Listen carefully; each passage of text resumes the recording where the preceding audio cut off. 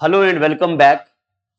बच्चे लोगों, हमने आपको फॉरेस्ट पढ़ाया और फॉरेस्ट की टाइप्स पढ़ा दी।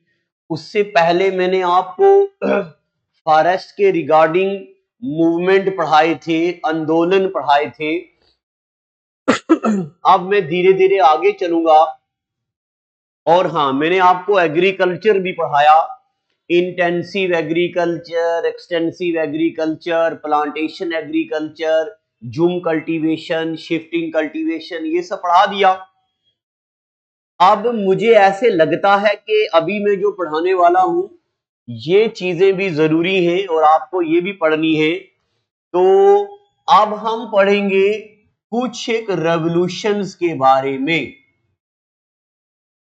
अब हम पढ़ने जा रहे हैं रेवोल्यूशंस के बारे में। तो रेवोल्यूशंस में हम कुछ कुछ मेजर रेवोल्यूशन पढ़ेंगे। नंबर 1 पे लिखेंगे हम green revolution. Green revolution.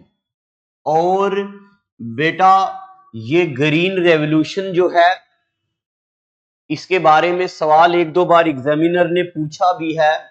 Green revolution में क्या क्या पूछता एग्जामिनर, मैं यहां पे रखता हूं इसको। ये अब देखो, ग्रीन रेवोल्यूशन के बारे में कुछ एक ज्ञान रखना आपको। Number 1 point, green revolution is related with green revolution is related with food grains. Green revolution किसके साथ रिलेटेड है? फूड ग्रेन के साथ। नंबर 1 पॉइंट, ये बात याद रखनी है। ग्रीन रेवोल्यूशन किसके साथ लिंक्ड है या किस चीज की रेवोल्यूशन को। अच्छा, रेवोल्यूशन से मुराद मुझे याद आ गया, आपको पता है इंडिया में प्रोडक्शंस कम हुआ करती थी। रेवोल्यूशन का मतलब है एक ही बार बेटा बहुत ज्यादा अमाउंट में किसी चीज का प्रोड्यूस होना, इस चीज को बोला जाता है रेवोल्यूशन। और जब फूड ग्रेन्स की प्रोडक्शन में मिराकलस इंक्रीज हुई, इसको बोला जाता ग्रीन रेवोल्यूशन। और ग्रीन रेवोल्यूशन कब स्टार्ट हुई थी? Green revolution was started in 1966 to 1967। 1966 और 1967 के बीच जो, अच्छा आप बच्चे सभी नोटबुक लो और नोटबुक पे लिखो। मेरे पास इसका पीडीएफ भी बना हुआ है, वो दे दूंगा मैं। बट अगर आप लिखेंगे तो आपका बड़ा एहसान हो जाएगा मेरे पे, तो लिखना बड़ा जरूरी है। Green revolution is related with food grains. Green revolution was started in 1966 to 1967। इसमें भी जो मेजर क्रॉप है वीट, राइस, ज्वार और मेज। इनमें कौन कौन सी मेजर क्रॉप्स आती हैं? इसमें आता number 1 wheat, number 2 rice, number 3 ज्वार और नंबर 4 मेज। ये वाली क्रॉप्स आती ग्रीन रेवोल्यूशन में।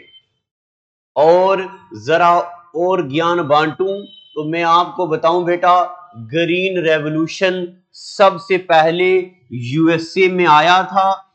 इसलिए यूएसए का एक बंदा जिसका नाम नॉर्मन बोरलोंग, नॉर्मन बोरलोंग को बोला जाता फादर ऑफ ग्रीन रेवोल्यूशन। क्या बोलते इसको? Father of green revolution. तब हिंदुस्तान के अंदर एक बंदा हुआ करता था जिसका नाम था Swami M S Vishwanathan. M S Swaminathan. Swaminathan ji ने नॉर्मन बोरलोंग को पूछा, ई भैया ई बताओ, आपने ई क्या कर दिया कि पूरे यूएसए में क्रॉप्स की प्रोडक्शन मिराकलस परफॉर्मेंस के साथ इंक्रीज हो गई। तो हिंदुस्तान के अंदर M S Swaminathan, M S Swaminathan जो हिंदुस्तान के अंदर हैं इनको बोला जाता father of green revolution. M S Swaminathan is known as Indian, क्या बोलते इनको, Indian father of green revolution. इतनी बातें पता चल गई आपको। चलो एक बार मैं रिकॉल करता हूं यहां पे साइड पे होके। बेटा ये कोई रॉकेट साइंस नहीं है या कोई बहुत टफ चीजें नहीं है जो आपको मुश्किल लगेंगी। एक बार सुन लो, ग्रीन रेवोल्यूशन का मतलब होता excessive production, miracles production in food grains. अब फूड ग्रेन से मुराद किस किस में मिरेकलस परफॉर्मेंस, यानी कि राइस में, किस किस में बेटा, राइस में, वीट में, ज्वार में, मेज में। ये ग्रीन रेवोल्यूशन हिंदुस्तान के अंदर कब स्टार्ट हुई, तो ग्रीन रेवोल्यूशन स्टार्ट हुई 1966 से 1967 में। उससे पहले हिंदुस्तान के अंदर क्रॉप्स की प्रोडक्शन कम हुआ करती थी। 1966 से 1967 हिंदुस्तान में एम एस स्वामीनाथन करके एक बंदा रहा। इस स्वामी एम एस नाथन के कार्यकाल में, इस स्वामीनाथन के अंडर हिंदुस्तान में क्रॉप्स की प्रोडक्शन को मिरेकलसली इंक्रीज किया गया। इसलिए हिंदुस्तान में एम एस स्वामीनाथन जी को बोला जाता फादर ऑफ ग्रीन रेवोल्यूशन, और यूएसए में नॉर्मन बोरलॉन्ग को बोला जाता फादर ऑफ ग्रीन रेवोल्यूशन। इतनी बात पता चल गई कि नहीं। अब मैं साइड होता हूं, आप बच्चे ये लिख लो एक बार, जो जो मैंने बोर्ड पे चीजें लिखी हैं वो लिख लो। देखो बढ़िया अंदाज में लिखा, green revolution is related with food grains. Green revolution was started in 1966 to 1967। It is excessive production of rice, wheat, jowar और maize. Norman Borlaug is known as father of green revolution. और इंडिया में M S Swaminathan is known as father of green revolution. अब आपके जहन में एक सवाल आ रहा होगा, मास्टर जी अगर पेपर में आएगा who is known as father of green revolution तो हम क्या लिखेंगे। तो सुनिए, देखो बताते आपको क्या लिखना। आपको कुछ नहीं लिखना, आपने पुराने पेपर देखने, अगर पुराने पेपर देखे तो ठीक, नहीं देखे तो हम बता रहे। जेकेएसएसबी जनरल टीचर 2018 का सवाल, who is known as father of green revolution in India। India के अंदर फादर ऑफ ग्रीन रेवोल्यूशन किसको कहा जाता, तो इंडिया के अंदर फादर ऑफ ग्रीन रेवोल्यूशन किसको कहा जाता, एम एस स्वामीनाथन जी को। अगर ऐसा सवाल पूछा जाए कि हिंदुस्तान के अंदर फादर ऑफ ग्रीन रेवोल्यूशन कौन, तो एम एस स्वामीनाथन। अगर पूछा जाए जनरली कि फादर ऑफ ग्रीन रेवोल्यूशन कौन, तो नॉर्मन बोरलॉन्ग। पता चल गया आपको। चलो बेटा ये चीजें याद करनी कोई बड़ी बात नहीं है। अभी तक मैंने आपको क्या पढ़ाया, हम पढ़ रहे रेवोल्यूशन इन इंडिया। नंबर 1 पे हमने लिखा ग्रीन रेवोल्यूशन। ग्रीन रेवोल्यूशन के बारे में आपको महज 4 लाइनें याद करनी। क्या, green revolution is related with production of food grains. Food grain मतलब राइस, वीट, बार्ले, मेज, इनकी प्रोडक्शन। ग्रीन रेवोल्यूशन कब स्टार्ट हुआ, 1966 से लेके 1967 में पहली बार हिंदुस्तान के अंदर ग्रीन रेवोल्यूशन आया। तब ग्रीन रेवोल्यूशन हिंदुस्तान में किसने लाया, एम एस स्वामीनाथन जी ने इंडिया के अंदर ग्रीन रेवोल्यूशन लाया। इसलिए एम एस स्वामीनाथन जी को बोला जाता father of green revolution in India. और ज्ञान बांटे तो नॉर्मन बोरलॉन्ग, यूएसए का एक व्यक्ति, नॉर्मन बोरलॉन्ग को बोला जाता फादर ऑफ ग्रीन रेवोल्यूशन। इतनी बातें पता चल गई आपको, वेरी गुड। अब दूसरे नंबर पे लिखेंगे हम येलो रेवोल्यूशन।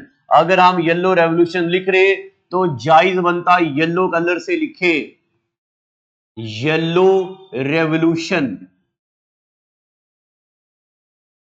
येलो रेवोल्यूशन के बारे में आप सब बच्चों को पता है, जो भी चीज येलो कलर की होगी, यानी कि येलो कलर का क्या होता, येलो कलर की होती, आपको पता है सरसों के फूल जो होते हैं पीले कलर के होते हैं, इसलिए yellow revolution is related with oil seed. Yellow revolution is related with oil seed production. और स्पेशली स्पेशली कौन से ऑयल सीड? नंबर 1 पे मस्टर्ड, एक तो सरसों के, और नंबर 2 पे सनफ्लावर। सनफ्लावर भी येलो कलर का होता, इससे भी तेल निकलता। तो yellow revolution is related with oil seed. Oil seed से मराद, ऑयल सीड से मराद बेटा mustard and sunflower seed. Mustard and sunflower seed. और येलो रेवोल्यूशन के फादर जो है सेम पिट्रोडा। सेम पिट्रोडा करके एक बंदा आता, आपको बस नाम याद रखना, Sam Pitroda. Sam Pitroda is known as father of yellow revolution. Father of yellow revolution. अब मैं आपको एक और बात बताऊं बेटा, मैं यहां पे 50 लाइनें लिख दूं येलो रेवोल्यूशन के बारे में, आप सोचोगे वाह मास्टर जी ने बड़ा डिटेल में पढ़ाया, मगर इन 50 में से एक भी लाइन पेपर में ना आए तो क्या फायदा यूजलेस चीजें पढ़ने से। इसलिए मैं आपको बताऊं, एक्स्ट्रा चीजें पढ़ना फजूली होती, बेवकूफी होती है। आपको कम चीजें पढ़नी और काम की पढ़नी है। क्या? Yellow revolution is related with oil seed. Oil seed में पर्टिकुलरली मस्टर्ड ऑयल और sunflower. Sam Pitroda is known as father of yellow revolution. बस 2 लाइनें याद रखनी, रिकॉल भी करते जाओ, साथ साथ में याद भी करते जाओ। अभी तक हमने पढ़ा green revolution. Green revolution is related with food grain. Food grain में particularly rice, wheat, barley, maize. Green revolution was started in 1966 to 1967। ये जरूरी है, इसलिए डेट याद रखनी है इसकी। और एम.एस. स्वामीनाथन जी को बोला जाता father of green revolution in India. Norman Borlaug ji को बोला जाता father of green revolution.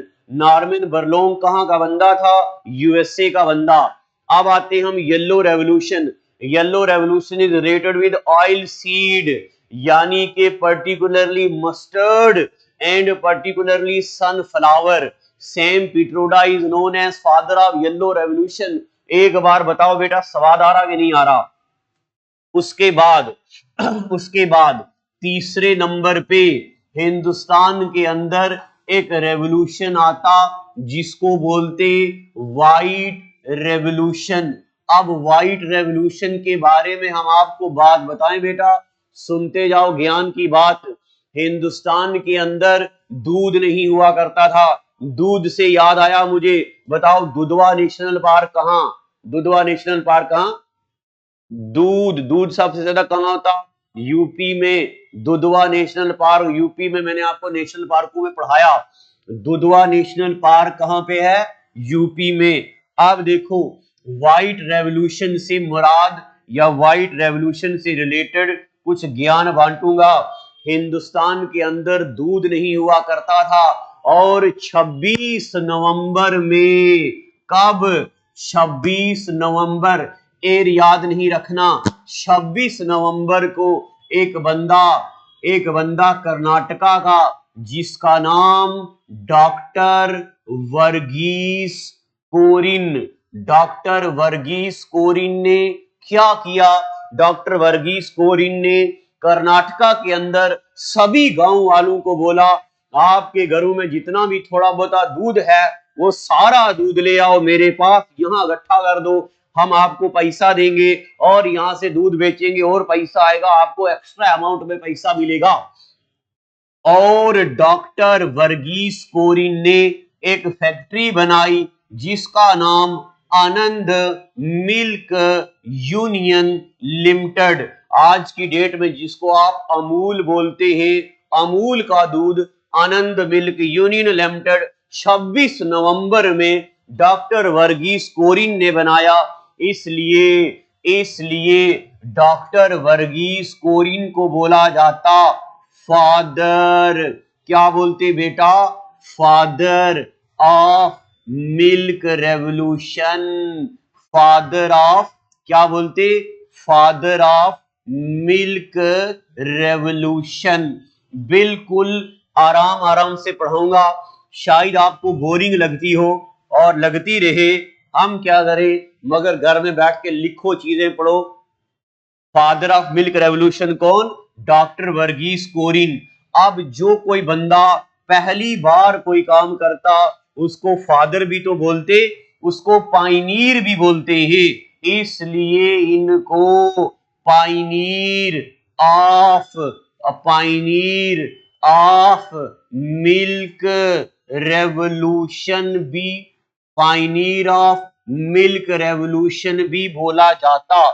Father of milk revolution या पायनीर ऑफ मिल्क रेवोल्यूशन। इतनी बातें पता चल गई आपको। एक ज्ञान और बांटूंगा बेटा, देखो मिल्क रेवोल्यूशन को हिंदुस्तान के अंदर एक और नाम दिया गया, इसको बोला जाता ऑपरेशन, क्या बोलते इसको, ऑपरेशन फ्लड।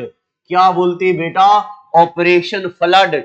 ऐसा भी सवाल आ सकता, बताओ जी operation flood is related with which of the following, which of the following, number 1 it is related with flood of Periyar river in 2019 में पेरियार रिवर के किनारे पे एक डैम है पेरियार इडुक्की आर्क डैम।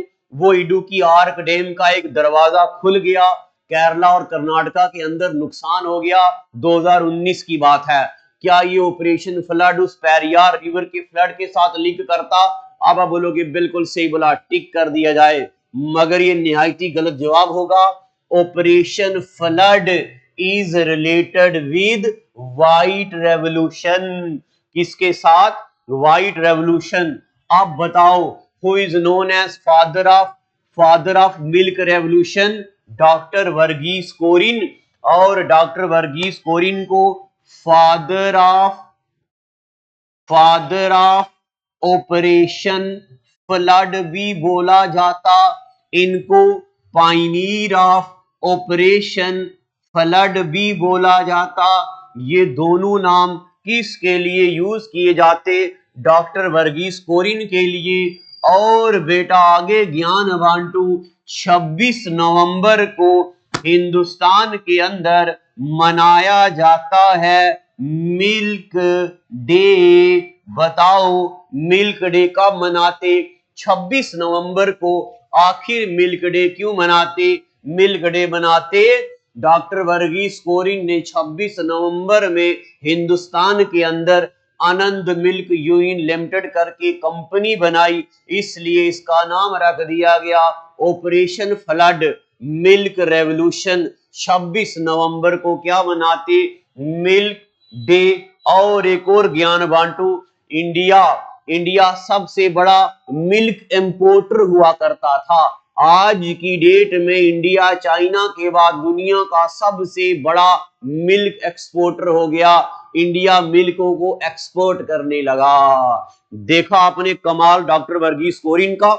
अब अभी तक हमने 3 पेजेस पढ़े, अभी तक हमने 3 रेवोल्यूशन पढ़ी। एक बार पेज पीछे कर दो। नंबर 1 पे हमने लिखा ग्रीन रेवोल्यूशन, हाईलाइट करो, याद करो, मेमोराइज करो, पेपर के लिए प्रैक्टिस करो। Green revolution related with food grain. Green revolution आया 1966 से 1967। Green revolution is related with food grain, particularly rice, wheat, barley, mustard. Norman Borlaug is known है राइस, व्हीट, बार्ले और मेज, है ना।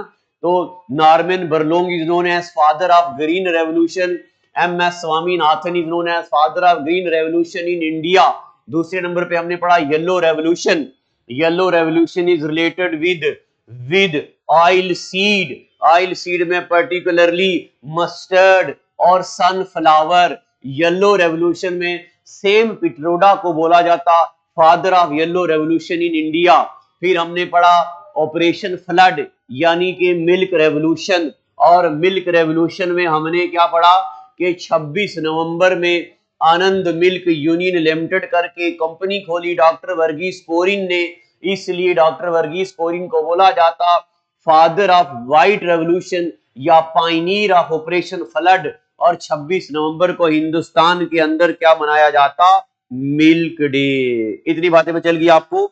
अब बेटा एक और रेवोल्यूशन है जिसको बोलते ब्लू रेव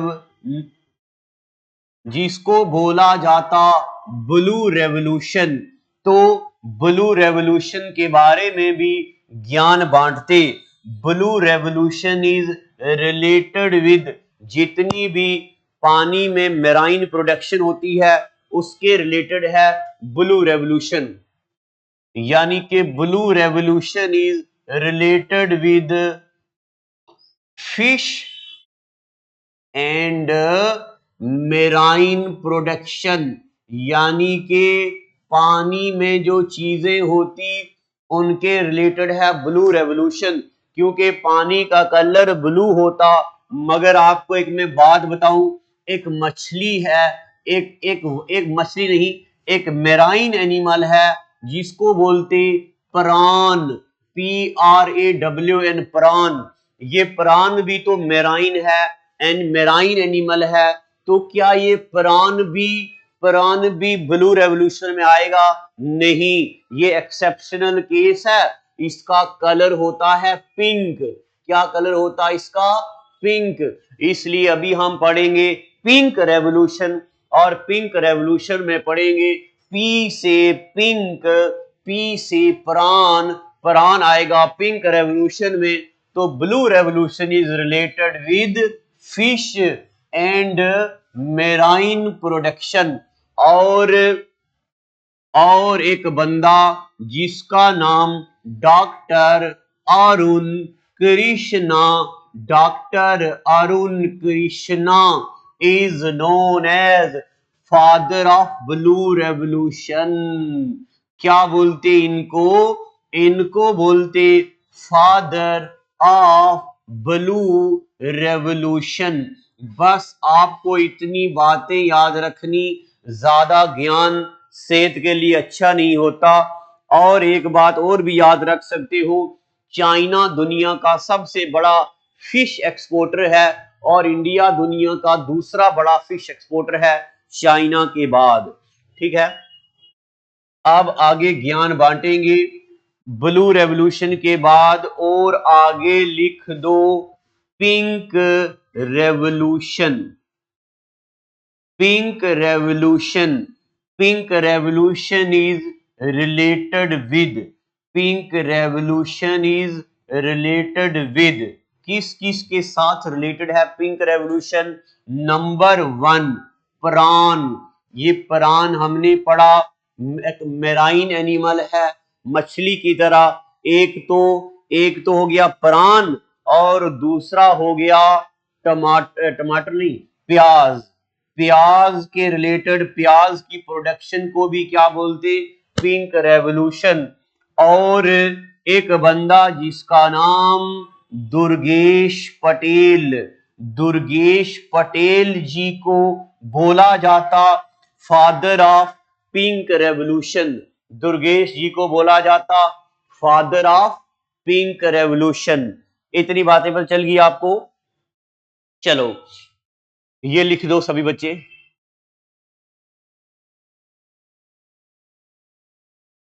लिख दिया? लिखने के बाद आगे लिखो brown revolution. Next brown revolution,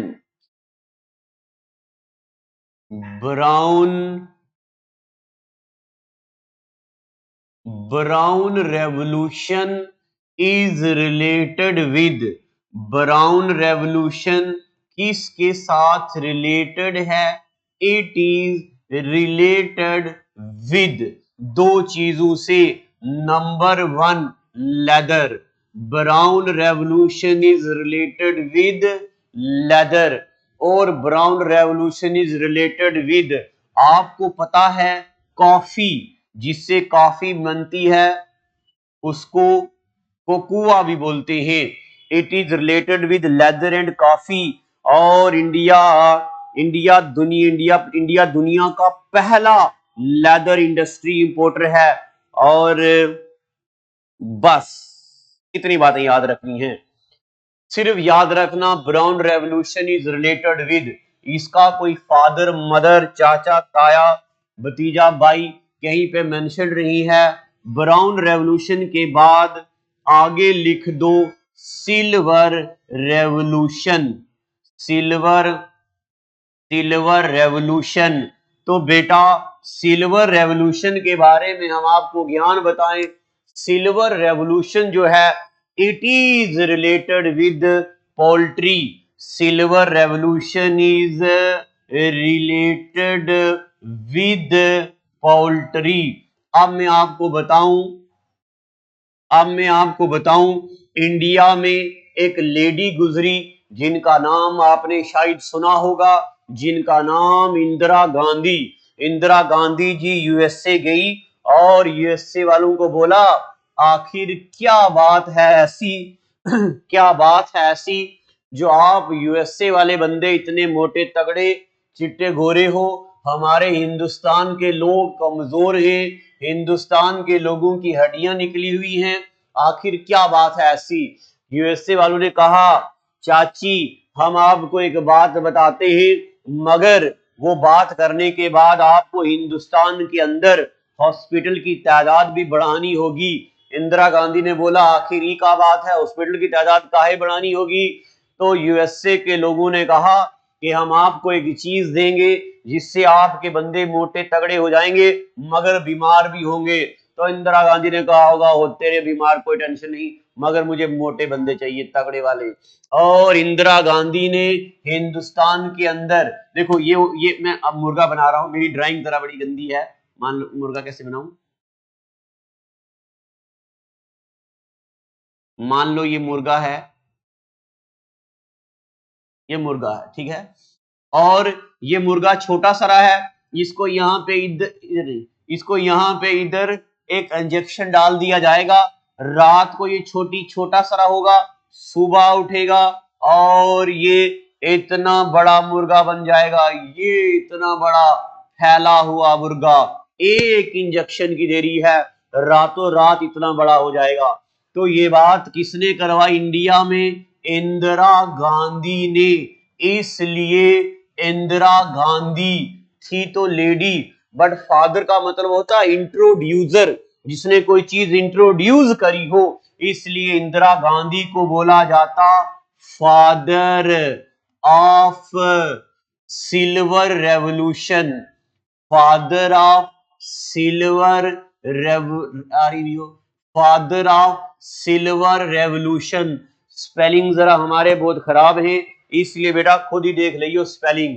तो सिल्वर रेवोल्यूशन के बाद हिंदुस्तान में अंडे आने लगे, पोल्ट्री के मुर्गे आने लगे, और आपको पता होगा पहले दौर में 2 रुपए का एक अंडा मिला करता था। 2 रुपए का अंडा मिलता था कि नहीं मिलता था पहले दौर में, अगर आप बच्चे कहीं मेरे जमाने का आप में से अगर कोई है तो 2 रुपए का अंडा मिला करता था। फिर हिंदुस्तान के अंदर जिम करने का रवाज आ गया, लोग जिम जाने लगे, मुर्गे खाने लगे, चिकन खाने लगे, और धड़ाधड़ अंडे बिकने लगे। अब आपने इकोनॉमिक्स में पढ़ा है, जिस चीज की डिमांड बड़े डिमांड बढ़नी शुरू हो जाए तो उस चीज की प्राइस भी क्या करी जाती, बढ़ा दी जाती। सब लोग खरीद रहे, अंडा हो गया 2 रुपए से 3 रुपए, 3 से 4, 4 से 5, आज की डेट में 5 रुपए अंडा मिलता। और जब गर्मियां हो जाती और अंडा और महंगा होने लगता, 160 रुपए की ट्रे से 180, 200, 250 रुपए भी अंडे की ट्रे मिलती। ये क्यों महंगा होता, because of increase in demand. जितनी डिमांड बढ़ेगी उतनी अंडे की कीमत भी बढ़ती जाएगी। इतनी बातें पता चल गई आपको, ये बातें लिख दी आपने। अब कुछ एक दो चार चीजें हम और पढ़ेंगे, फिर मैं नेक्स्ट टॉपिक पढ़ाऊंगा। एक होता violet revolution, violet revolution, coloured पे बेस है सारे रेवोल्यूशन। वायलेट रेवोल्यूशन किससे रिलेटेड है? It is related with woollen products. किससे रिलेटेड है? Woollen product. तो violet revolution is related with woollen product. और ऑस्ट्रेलिया दुनिया का नंबर 1 है इन टर्म ऑफ वूल की प्रोडक्शन में। और उसके बाद अब बाकी इनके सिर्फ नाम याद रखने हैं। Violet revolution is related with woollen product. एक और आता उसके बाद जिसको बोलते black revolution. Black revolution is related with crude oil. Black revolution is related with crude oil and petrol. Black revolution is related with crude oil and petrol. उसके बाद एक और आता जिसको बोलते राउंड रेवोल्यूशन। नेक्स्ट एक और लिखेंगे हम, एक लिखेंगे राउंड रेवोल्यूशन। राउंड रेवोल्यूशन से मुराद आलू, आलू यानी के पोटैटो। बताओ round revolution is related with, round revolution is related with potato. और उसके बाद एक और है, एक और है गोल्डन फाइबर रेवोल्यूशन। एक गोल्डन रेवोल्यूशन भी है और एक गोल्डन फाइबर रेवोल्यूशन भी है। पहले लिखो गोल्डन रेवोल्यूशन। सिर्फ ये याद रखना है अभी के किसके रिलेटेड है। Golden revolution is related with Honey. Golden revolution is related with Honey. और एक और होता जिसको बोलते golden fibre revolution. Golden fibre revolution is related with jute. Jute के रिलेटेड गोल्डन फाइबर रेवोल्यूशन और गोल्डन रेवोल्यूशन हनी। उसके बाद एक और रेवोल्यूशन आता जिसको बोलते हम, ये लिख दिया ना आप सब बच्चों ने, ऊपर करते हम ये। अब एक और आता, एक और रेवोल्यूशन आता जिसको बोलते हम ऑरेंज रेवोल्यूशन। तो ऑरेंज रेवोल्यूशन, ऑरेंज रेवोल्यूशन से मुराद सिर्फ ऑरेंज नहीं बल्कि सारे के सारे सिट्रस फ्रूट। अब आपने बायोलॉजी में पढ़ा सिट्रस फ्रूट में विटामिन सी यानी कि एस्कॉर्बिक एसिड होता, ऑरेंज फ्रूट। उसके बाद एक और रेवोल्यूशन है आखिरी रेवोल्यूशन के बारे में ज्ञान बांटेंगे। इस रेवोल्यूशन को बोलते rainbow revolution. Rainbow revolution, rainbow revolution का एक नाम और भी है।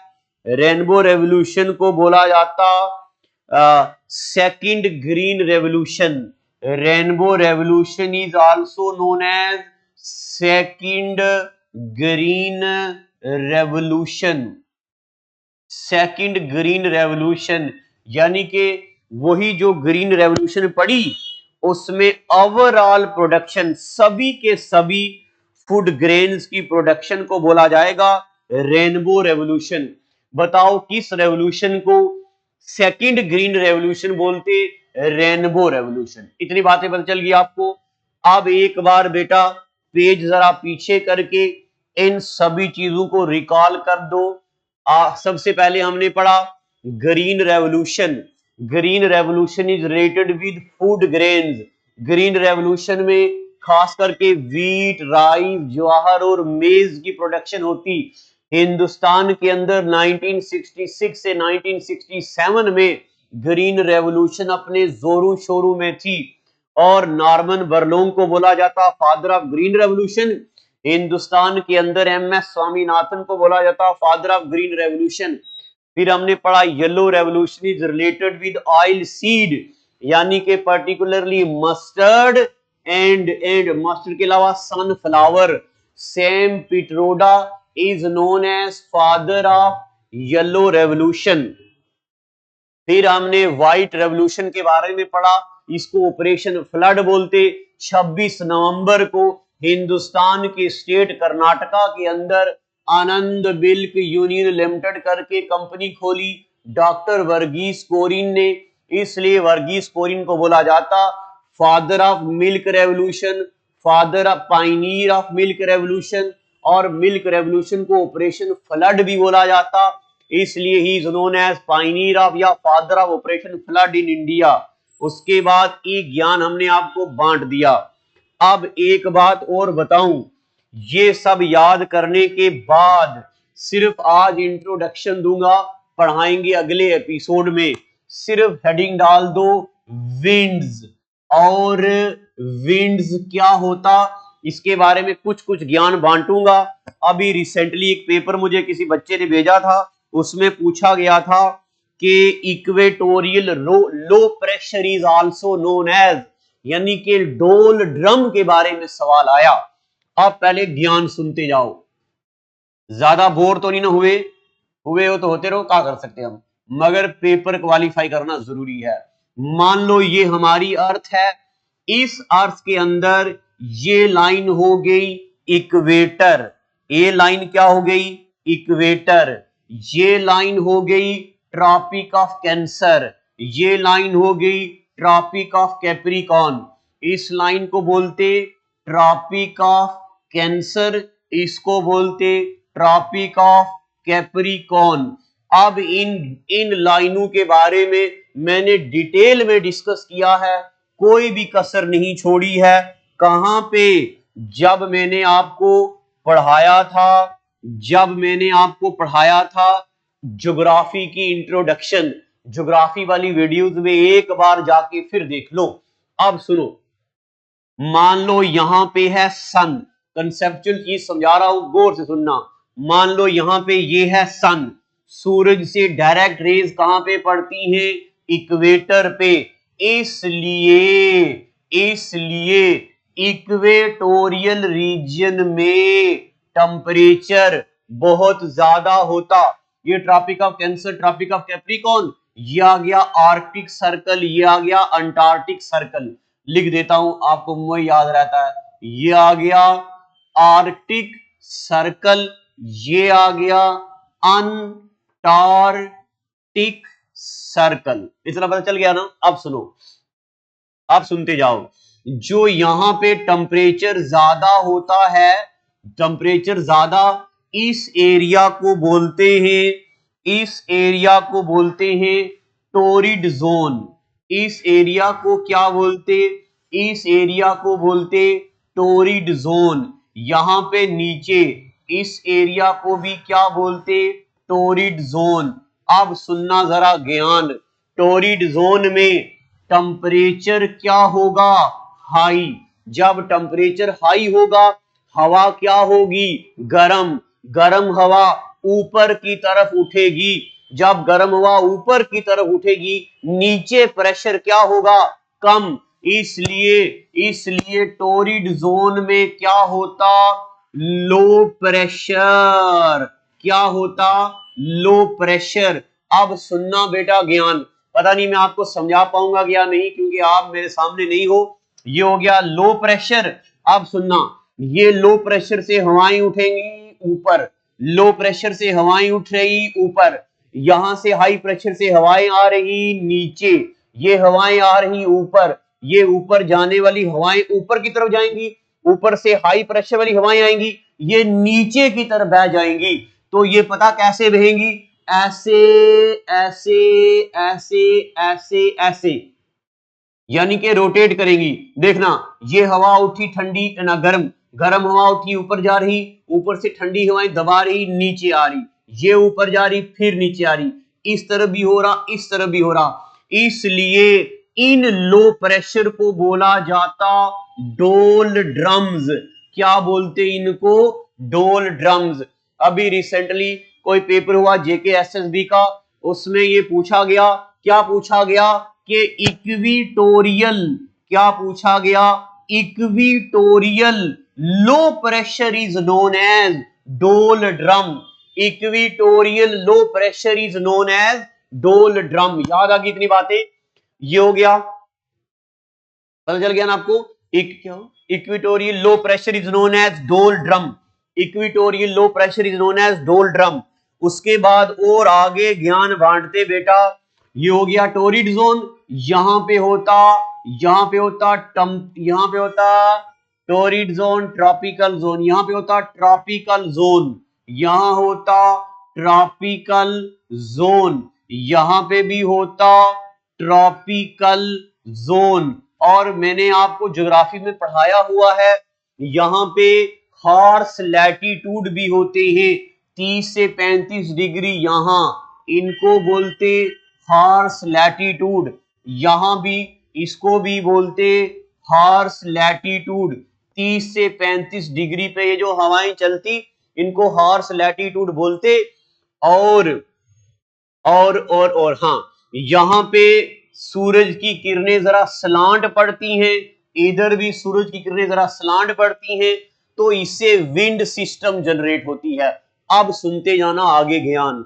जो विंड यहां पे पूरे ग्लोब में चलती रहती, जो विंड पूरे ग्लोब में चलती है, उस विंड को बोलते हम, उस विंड को बोलते परमानेंट विंड, उस विंड को बोलते परमानेंट विंड। अभी हम विंड्स पे आएंगे। अभी तक मैं आपको यही समझाना चाहता था कि इक्वेटोरियल लो प्रेशर को क्या बोलते? डोल ड्रम बोलते। इक्वेटोरियल लो प्रेशर को क्या बोलते? डोल ड्रम बोलते। बता दो स्वाद आ रहा या नहीं आ रहा? अब आप बच्चे क्या करो, ये लिख लो, मैं साइड होता हूं, जो मैंने बोर्ड पे बनाया ये लिख दो। अगर कभी भी आपको डाउट आता तो मैंने अपना नंबर दिया हुआ 7006845597, इस नंबर पे कॉल कीजिएगा और सिर्फ बोलना मास्टर से बात करनी, तो आपको बात मेरे से हो जाएगी। जहां पे आपको डाउट आएगा वो हम आपका डिस्कस कर लेंगे। टोरिड जोन, ट्रॉपिकल जोन, उसके ऊपर आता टेम्परेट जोन, उससे ऊपर आता फ्रिज जोन, जहां पे बर्फ होती है, आइस होती, जो मेल्ट नहीं होती। अब जरा नेक्स्ट पेज पे आप बच्चे क्या करो, हेडिंग डाल दो विंड्स। आज सिर्फ नाम लिखाऊंगा, इस पे ज्ञान अगले एपिसोड में डालेंगे। हेडिंग डाल लो विंड्स। और विंड 3 किस्म की होती है। विंड कितने किस्म की होती है? 3 किस्म की। नंबर 1 वो वाली विंड जो पोलर एरिया में चलती, इसको बोलते परमानेंट विंड। क्या बोलते इसको? Permanent wind. आखिर इसको परमानेंट विंड क्यों बोलते? क्योंकि ये हमेशा चलती रहती, इसलिए परमानेंट विंड का दूसरा नाम प्राइमरी विंड भी है। और ये कभी भी बदलती नहीं हालात से, इसलिए इसको बोला जाता invariable wind. Permanent wind is also known as primary wind, is also known as invariable wind। इतनी बातें पता चल गई।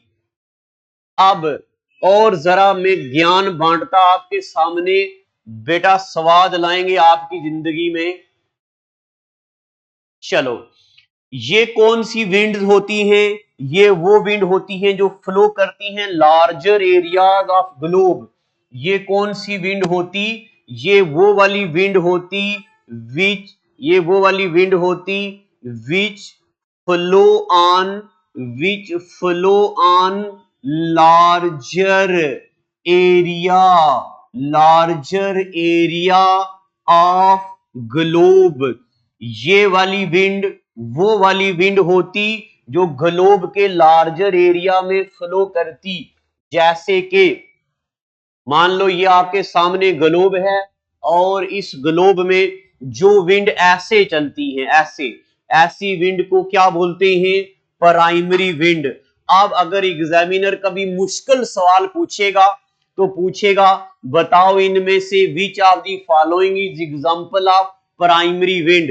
तो प्राइमरी विंड की आपको दो एग्जांपलें याद रखनी। नंबर 1 प्राइमरी विंड की बेटा दो एग्जांपलें याद रखनी। नंबर 1 ट्रेड विंड्स, पहले नंबर पे trade wind, number 2 westerlies. Westerlies, अब वेस्टर्लीज के बारे में तो आप न्यूज में सुनते होंगे क्या सुनते होंगे कि भाई वेस्टर्लीज आने वाली है मेडिटेरियन सी से, जिससे कश्मीर पे ज्यादा बर्फें पड़ने के चांसेस हैं, कश्मीर में ज्यादा हवाएं, ज्यादा बारिशें आने के चांसेस हैं, इनको बोलते वेस्टर्लीज। एक समझ आई ना? परमानेंट विंड को प्राइमरी विंड भी बोलते, इनवेरिएबल विंड भी बोलते। ये वो विंड होती जो ग्लोब पे चलती है। और पहले नंबर पे इनकी एग्जांपल ट्रेड विंड, एक और एग्जांपल वेस्टर्लीज। अब जरा और सुनते जाओ बेटा ज्ञान। देखो ये है हमारी अर्थ, ये आ गई इक्वेटर, ये आ गई ट्रॉपिक ऑफ कैंसर, ये आ गई ट्रॉपिक ऑफ कैप्रिकॉर्न। ये यहां पे 40 डिग्री नॉर्थ और यहां पे 40 डिग्री साउथ। यहां पे ये जो वेस्टर्लीज है, ये परमानेंट विंड, ये प्राइमरी विंड, ये इनवेरिएबल विंड शोर करती है, आवाजें निकालती है। इसलिए इन विंड्स को, यानी कि मैं बात कर रहा हूं किसकी? वेस्टर्लीज की। वेस्टर्लीज को 40 डिग्री पे बोलते हैं रोरिंग फोर्टीज। क्या बोलते इसको? इसको बोलते रोरिंग फोर्टीज, रोरिंग फोर्टीज। अब बताओ कौन सी विंड को रोरिंग फोर्टीज बोलते? वेस्टर्लीज को। और 50 डिग्री पे इनको बोलते फ्यूरियस 50s। क्या बोलते इनको? फ्यूरियस 50s, यानी कि 50 और 60 के बीच। और 60 डिग्री पे इनको बोलते, 60 डिग्री पे इनको बोलते श्रिंकिंग 60s। क्या बोलते इनको? 60 डिग्रीज पे बोलते इनको श्रिंकिंग 60s। अब पेपर में क्या पूछेगा एग्जामिनर? पूछेगा बताओ जी रोरिंग 40s किसका नाम? रोरिंग 40s वेस्टर्लीज का नाम। रोरिंग 50 किसका नाम? वेस्टर्लीज का नाम। श्रिंकिंग 50s श्रिंकिंग 60s किसका नाम? वेस्टर्लीज का नाम। ये जनरली किस कैटेगरी में आती? ये परमानेंट विंड, प्राइमरी विंड या इनवेरिएबल विंड की कैटेगरी में आती। इतनी बातें पता चल गई आपको। और बेटा अभी ज्ञान खत्म नहीं हुआ, एक और विंड आती जिनको बोलते पोलर विंड। क्या बोलते? Polar wind. और आगे सुनिए ज्ञान, ये वो पोलर विंड है जो पूरी दुनिया के अंदर तूफान खड़ा करते, जिस तूफान को ब्लिजर्ड बोला जाता। बताओ कौन सी हवाएं ब्लिजर्ड क्रिएट करती? They create blizzard, BLIZZARD। Blizzard मतलब तूफान लाती, आंधी लाती है ये। इतना लिख दो। और अपने मन से ही बताओ स्वाद आ रहा आपको कि नहीं आ रहा? अभी तक हमने एक बार में रिकॉल कर देता हूं ताकि शायद आपको मुश्किल लग रहा हो। विंड्स के बारे में हमने पढ़ा, विंड को 3 कैटेगरीज में डिवाइड किया जाता। नंबर 1 प्राइमरी विंड, इनके बारे में अभी ज्ञान बांटेंगे। प्राइमरी विंड को परमानेंट विंड, परमानेंट विंड क्यों बोलते? कोई भी सीजन हो ये ग्लोब में ऐसे चलती रहती है। और इनको इनवेरिएबल विंड क्यों बोलते? ये बदलती नहीं है सीजन के साथ, ये लार्जर एरिया ऑफ ग्लोब पे चलती है। ये 3 एग्जांपल है इनकी मेजर। नंबर 1 ट्रेड विंड, अब एक ज्ञान और बांटते, इनको ट्रेड विंड क्यों कहते। देखो बेटा, ये है हमारी अर्थ, ये है इक्वेटर। जब इक्वेटर से इस डायरेक्शन में विंड चलती हैं, तब कश्ती चलाने वालों को पता चलता कि आज विंड इस डायरेक्शन में चलेगी। फिर वो विंड के मुताबिक अपनी कश्ती को निकालते और ट्रेड किया करते थे। इसलिए इनका नाम पड़ गया ट्रेड विंड। क्या नाम पड़ गया? Trade wind. बताओ जी, ट्रेड विंड का नाम ट्रेड विंड क्यों डाला गया? इनका नाम ट्रेड विंड इसलिए डाला गया क्योंकि ट्रेड की, जब भी लोग ट्रेड किया करते कश्ती के जरिए पानी में, तब विंड की डायरेक्शन के मुताबिक कश्ती चला करती थी, इसलिए नाम डाल दिया ट्रेड विंड। वेस्टर्लीज विंड इसलिए बोलते, वेस्ट से चलती और 40 से 50 डिग्री पे ये बड़ा शोर करती, इसलिए रोरिंग 40 बोलते। 50 से 60 के बीच ये और खतरनाक हो जाती, इसलिए नाम फ्यूरियस 50 बोला जाता। 60 डिग्री पे श्रिंक होने लगती, कम होने लगती, इसलिए श्रिंकिंग 60s बोलते।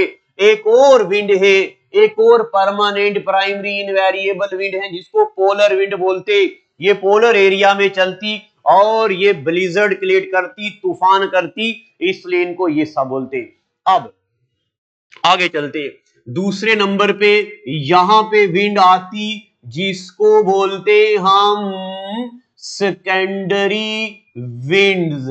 क्या बोलते? Secondary wind. सेकेंडरी विंड के बारे में ज्ञान बांटो बेटा। ये हर साल नहीं, ये पूरा साल नहीं चलती, साल के अंदर कभी कभी चलती हैं जब सीजन होता, इसलिए इनको बोला जाता सीजनल विंड। ये हमारे महबूब की तरह होती, जब मन आए तो प्यार करती, जब मन आए तो छोड़ देती, इसलिए इनको सीजनल विंड बोलते। इनकी एग्जाम्पल आपने अपनी जिंदगी में नाम सुना होगा, मॉनसून। बताओ नाम सुना कि नहीं सुना? अरे याद करो, जब मैंने आपको पढ़ाया था monsoon derived from Arabic word मौसम मीनिंग सीजन, और हिंदुस्तान के अंदर कैसे मॉनसून, कैसे कैसे अरेबियन सी वाला मॉनसून, कैसे बे ऑफ बंगाल वाला मॉनसून आता, बारिश करता, इसलिए इसकी एग्जाम्पल है मॉनसून। इसकी एक और एग्जाम्पल है जिसको बोलते हम land and sea breeze. Land and sea breeze. एक और आती जिसको हम बोलते वैली ब्रीज, यानी कि वैलियों के अंदर जो मस्त हवाएं चलती, मजे वाली हवाएं, सीजनल हवाएं, साल में एक बार ऐसी हवाओं को सेकेंडरी विंड बोलते। एक बार बताओ स्वाद आ रहा कि नहीं आ रहा? आगे चलते, तीसरे नंबर पे एक और विंड आती जिनको बोलते हम टर्शरी विंड्स। क्या बोलते तीसरे नंबर पे? Tertiary wind. तीसरे नंबर वाली विंड को क्या बोलते? Tertiary wind. और बेटा टर्शरी विंड को हम लोकल विंड भी बोलते हैं। अब सुनते जाना बेटा ज्ञान। क्या मैंने आपको इनके बारे में ज्यादा डिटेल में एक्सप्लेन किया? नहीं किया, जरूरत नहीं थी, मगर यहाँ पे लोकल विंड के बारे में मैं यहाँ पे 5 बार स्टार लिखूंगा। 1 2 3 4 और 5। तारीख गवाह है, पुराने सालों के पेपर गवाह हैं। एग्जामिनर पूछता बताओ चिनोक हवाएं कहां चलती, बताओ पंपीरो हवाएं कहां चलती, बताओ गैगल हवाएं कहां चलती, बताओ जोंडा हवाएं कहां चलती, बताओ फोहिम हवाएं कहां चलती, बताओ लू कहां चलता। अलग अलग किस्म की हवाएं आती तो लोकल विंड के नाम पूछे जाते। लोकल विंड को हम 2 कैटेगरीज में डिवाइड करेंगे। लोकल विंड्स को हम 2 कैटेगरीज में डिवाइड करेंगे। पहले नंबर पे गर्म हवाएं, हॉट विंड, इनको वार्म हवाएं भी बोला जाता। गर्म हवाएं या वार्म हवाएं, और दूसरे नंबर पे कोल्ड विंड भी बोला, कोल्ड विंड दूसरी कैटेगरी। एग्जामिनर पूछता बताओ इनमें से वार्म विंड कौन सी है, बताओ इनमें से कोल्ड विंड कौन सी है। अब और सुनो ज्ञान, पहले जमाने में सवाल आया करता था ओशन में करंट चलती। अगर आपके पास घर में मैप है तो मैप उठा के देखो, यहां पे धीरे धीरे एरो बने हुए हैं, देखो दिखेगा यहां पे, घर पे देखते रहना, एरो बने हुए हैं। ओशन के अंदर जो करंट चलती है, ओशन के अंदर पानी में जो वेव चलती, उनको करंट बोलते। और आपने अगर पुराने पेपर देखे, आपने बड़ी बार देखा होगा, ला नीनो कौन सी करंट होती, अल नीनो कौन सी करंट होती। ला नीनो होती वार्म ओशनी करंट, अल नीनो होती कोल्ड ओशनी करंट। केएस में भी बड़ी बार पूछा, which of the following statement regarding El Nino is true, which of the following statement regarding La Nino is true। Examiner पूछता, but फिर oceanic current से shift हो गया एग्जामिनर विंड की तरफ, और हम भी शिफ्ट हो गए विंड की तरफ। अब हॉट एंड वार्म विंड के पहले सिर्फ नाम लिखो, इसमें इसमें कौन कौन सी विंड आती, इनमें आती नंबर 1, इसमें आती कौन कौन सी विंड आती, इसमें आती नंबर 1 FOEHM फोहम विंड, और इसमें आती नंबर 2 चिनोक विंड, और इसमें आती जोंडा विंड। दिख रहा है ना सब बच्चों को, जोंडा विंड। और इसमें एक और आती जिसको बोलते लू। अब आप लू से बड़े अच्छे से वाकिफ होंगे, आपको पता है जब जम्मू में लू चलती तब क्या हाल होता, स्मेल कहां कहां से आती और फाउंडेशन कहां कहां बहती, ये आप बच्चों को बेहतर पता। एक और विंड है जिसको बोलते सिरोको, एक और विंड है जिसको बोलते सिरोको। अब एग्जामिनर पूछेगा बताओ which of the following is hot wind, foehn chinook zonda loo sirocco, ये हॉट विंड है। उसके बाद कोल्ड विंड के बारे में पढ़ते, एक विंड आती जिसको बोलते पंपीरो, पंपीरो भी कोल्ड विंड है। एक और विंड आती जिसको बोलते ग्रेगेल, GRAGAL, ग्रेगेल, ये भी एक कोल्ड विंड है। उसके बाद एक और विंड आती बोरा, बोरा के बारे में बड़ी बार पूछा गया, बोरा भी क्या है, मैं जरा इधर कर रहा हूं, वहां शायद दिखेगा नहीं आपको, ये। उसके बाद आती बोरा, बोरा भी कोल्ड विंड है। उसके बाद आती ट्रेमेंटेन, एक और विंड आती TRAMANTANE, ट्रेमेंटेन। जरा और थोड़ा इसको इधर खिसकाते हैं, ट्रेमेंटेन, ये ट्रेमेंटेन, ट्रेमेंटेन भी एक विंड है। और ज्ञान बांटे मिस्ट्रल, M यहां लिख देता हूं मैं, MISTRAL, मिस्ट्रल। ये कुछ मेजर विंड्स हैं जिनके बारे में आपको याद रखना बेटा। इसके अलावा और भी विंड है, फिर कभी डिस्कस करेंगे। आज का एपिसोड हम यहां करते, आज का एपिसोड हम यहां करते खत्म। और बेटा इन चीजों को याद करो, मेहनत करो। तारीख गवाह है, जिस बंदे ने अपनी जिंदगी में मेहनत की दुनिया उसको सैल्यूट करती है। उसके नखरे लोगों के लिए, उसकी अदाएं, उसके नखरे लोगों के लिए फैशन बन जाते। एक बार अपने फील्ड में कामयाब होके तो देखो, फिर देखना कैसे कैसे स्वाद आएगा। तो आज का एपिसोड यहां खत्म करते। अभी मैंने आपको विंड्स के बारे में ये ज्ञान बांटा और मुझे उम्मीद है कि आपको ये समझ आ गया होगा। तो thank you and God bless you.